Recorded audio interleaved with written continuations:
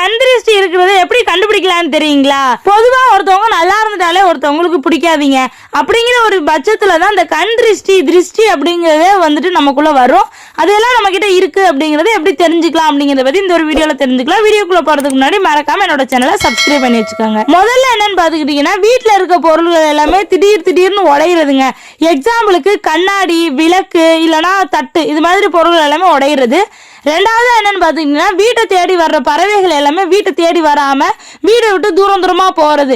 நீங்க எக்ஸாம்பிளுக்கு கொஞ்சோண்டு சாப்பாடை காகத்துக்கு வச்சு பாருங்க, வந்து சாப்பிட்டுச்சு அப்படின்னா எந்த பிரச்சனையும் இல்லைங்க.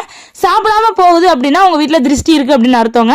மூணாவது முக்கிய விஷயம் என்னன்னு பாத்துக்கிட்டீங்கன்னா, பாலை நம்ம கொதிக்க வைக்கும் போது எவ்வளவுதான் கவனமா பாத்துக்கிட்டாலும் பால் பொங்கி ஊத்துறதுங்க. நாலாவது என்னன்னு பாத்தீங்கன்னா, வீட்டுல உள்ளவங்களுக்கு திடீர்னு உடம்பு சரியில்லாம போறது.